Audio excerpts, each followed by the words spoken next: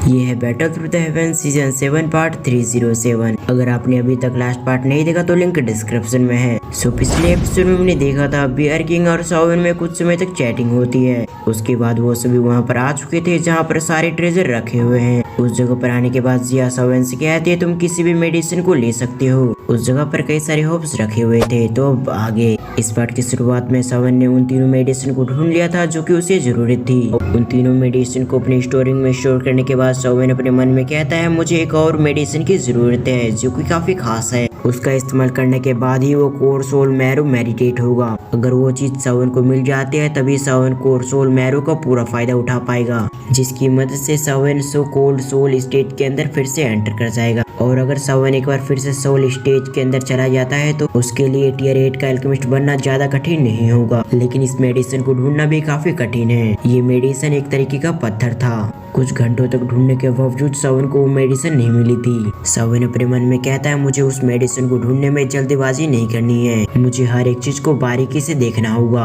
ये कहने के साथ ही सावन आगे बढ़ने ही वाला था, लेकिन तभी उसके कदम रुक चुके थे। सावन होप्स के बाजू में रखे हुए पत्थर को देखने लगता है। इसके साथ ही उसने उस पत्थर को उठा लिया था। इस पत्थर का रंग ग्रीन होता है। इसके साथ ही सावन अपने मन में कहता है कि ये वही पत्थर है जिसे मैं ढूंढ रहा हूँ। कुछ समय और जांच करने के बाद सावन को समझ में आ चुका था ये वही पत्थर है जिसे वो ढूंढ रहा है। असल में ये एक तरीके की मेडिसिन है जो कि एक खास तरीके की है। उस आखिरी मेडिसिन को अपनी स्टोरिंग में स्टोर करने के बाद सावन की नजर जाती है जिया पे, जो कि अपने सिंहासन पे बैठी हुई थी। उसे देखते हुए कोई भी बता सकता था कि वो अभी के समय काफी उब रही है, यानी कि बोर हो रही है। सावन उसकी ओर बढ़ते हुए कहता है तुम क्या कर रही हो। सावन के वर्ड जैसे जिया के कान में पड़ते हैं तो वो उसकी ओर देखने लग गई थी। इसके साथ ही उससे सवाल करती है क्या तुम्हारा हो गया है, जिस पर सावन कहता है मुझे जो मेडिसिन चाहिए था वो सभी मिल चुका है, लेकिन क्या तुम मुझे बता सकते हो इस जगह पर चैम्बर कहाँ है। ये सुनने के बाद जिया उस जगह पर लेके आ जाती है जहाँ पर चैम्बर था। सावन जिया की ओर देखते हुए उससे कहता है हमें 10 दिनों का समय दिया गया था ताकि हम लिखे गए होप्स को इकट्ठा कर सके, और 10 दिनों में 2 दिन बीत चुके हैं। बाकी के 8 दिन बचे हुए हैं और अगले 8 दिन में अपनी ट्रेनिंग करने वाला हूँ ताकि मैं टियर 8 में एडवांस कर सकूँ। इसलिए मैं चाहता हूँ कि अगले 8 दिनों तक तुम किसी को भी अंदर न आने दो। ये सब सुनने के साथ ही जिया भी इस पर नोट करते हुए कहते हैं बिल्कुल मैं यहीं पर बैठूंगी और अगले 8 दिनों तक मैं चैम्बर के अंदर किसी को भी नहीं आने दूंगी। जिया के शब्दों को सुनने के बाद सावन उससे कहता है ठीक है फिर अब मैं चैम्बर में जा रहा हूँ। ये कहने के साथ ही वो चैम्बर की ओर बढ़ गया था। सावन चैम्बर में जाकर एक जगह बैठ गया था। उसके बाद उसने उन तीनों मेडिसिन को सामने निकाल लिया। उन मेडिसिन को देखते हुए सावन कहता है अब समय आ चुका है कि मैं इसे शुरू कर दूं। ये कहने के साथ ही उसने अपनी आंखें बंद कर लिया था। अगली पल सावन ने अपने ग्लेस फ्लेम को एक्टिवेट कर लिया और फिर पत्थर जैसी दिखने वाली उस मेडिसिन को रिफाइन करने लगता है। कुछ समय रिफाइनिंग के बाद सावन देखता है ग्रीन रंग धीरे धीरे करके हट रही है और उस जगह पर व्हाइट रंग आ रही है। उस व्हाइट कलर को देखकर धीरे धीरे करके सावन ने अपने ग्लेस फ्लेम की पावर को कम कर लिया। कुछ समय और रिफाइन करने के बाद सावन कहता है इसे मैंने पूरी तरह से रिफाइन कर दिया है, अब समय आ चुका है कि मैं अगले चरम पे जाऊं। ये कहने के साथ ही सावन ने अपने स्टोरिंग से 3 तरीके के लिक्विड को निकालता है और उन तीनों को आपस में मर्ज करने की कोशिश करता है, लेकिन सावन देखता है कि वो फेल हो चुका है, जिस वजह से वो घबराता नहीं है और ना ही उसके एक्सप्रेशन चेंज होते हैं। सावन उसी एक्सप्रेशन के साथ एक बार फिर से कोशिश करता है, लेकिन उसमें भी उसे फेलियर लगती है और इसी तरह सावन 11 बार लगभग फेल हो गया था। सावन की नजर जाती है उसके मेडिसिन पे। वो देखता है कि उसकी 1/3 मेडिसिन खत्म हो चुकी है। सावन की नजर जाती है काफी सारे जले हुए होप्स पे, जिस वजह से उसके दिल में थोड़ा दर्द हो रहा था क्योंकि बाहर की दुनिया में इन सभी की प्राइस बहुत ज्यादा थी। लेकिन सावन ने अपनी फेलियर की वजह से यहाँ पर कई सारे होप्स को खराब कर दिया था। किसी तरह सावन अपने आप को संभाल कर अपनी ट्रेनिंग को फिर से कंटिन्यू रखता है क्योंकि सावन को पता है कि उसके पास गंवाने के लिए समय नहीं है। पिल रियलम से निकलने के बाद सावन को पिल कंपटीशन में कई सारे एल्केमिस्ट मिलेंगे जो कि काफी खतरनाक होंगे और उन्हें हराना बहुत ज्यादा मुश्किल होगा। इसीलिए सावन इसी जगह पर टियर 8 का एल्केमिस्ट बनना चाहता है ताकि सावन पिल गैदरिंग कंपटीशन के लिए तैयार हो सके।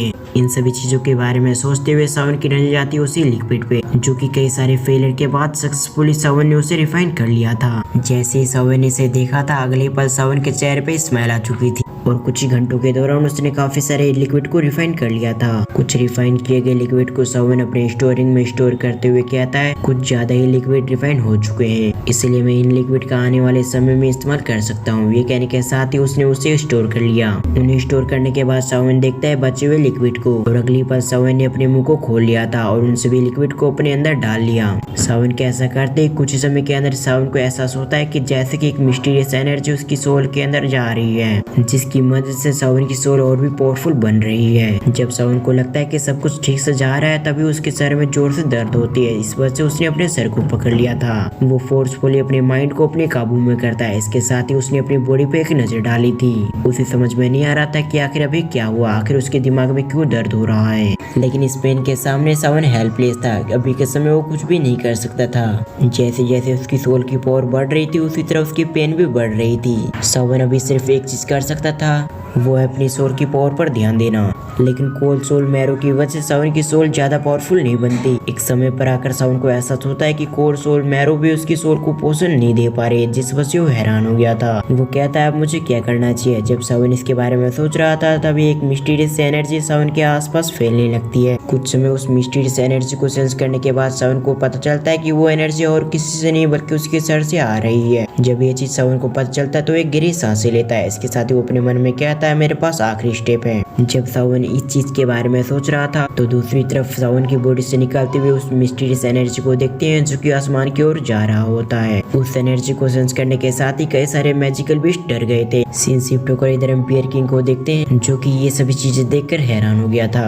और अगली पल वो सावन के चैम्बर की ओर देखते हुए कहता है ये तो स्पिरिचुअल हो रहा है। ये कहने के साथ ही वो सरप्राइज हो गया था। रूमर के हिसाब से इस एनर्जी को वही लोग कंज्यूम कर सकते हैं जो कि टियर 8 पे एडवांस करने वाले होते हैं। और अगली पल उनके चेहरे पे बड़ी सी स्माइल आ गई थी क्योंकि उन्हें समझ में आ चुका था कि सावन जल्दी टियर 8 पे एडवांस करने वाला है। वो आसमान की ओर देखते हुए कहते हैं उस बच्चे ने मुझसे झूठ नहीं कहा था। उसने मुझसे कहा था कि मैं जल्दी टियर 8 पे एडवांस करने वाला हूँ। और आज इस चीज को देखकर मुझे विश्वास हो चुका है कि सावन ने मुझे झूठ नहीं कहा। और अगली पल उनके एक्सप्रेशन चेंज हो गए थे। वो ऊपर उठते हुए सभी से कहते हैं इस माउंटेन पे जितने भी बीस्ट है वो सभी मेरी बातों को ध्यान से सुनो। 50 किलोमीटर के दायरे में कोई भी ना आ पाए। बियर किंग के ऑर्डर को सुनने के साथ ही वो सभी बीस्ट अपने काम पे लग जाते हैं। उन्होंने 50 किलोमीटर के अंदर जितने भी इंसान थे उन सभी को यहाँ से भगा दिया। दूसरी तरफ सावन इन सभी बातों से अनजान अभी भी अपनी सोल को पोषण दे रहा था। जैसे जैसे उसकी सोल पावरफुल बन रही थी उसी तरह उसे एहसास होता है कि उसने कुछ भूल कर दिया है।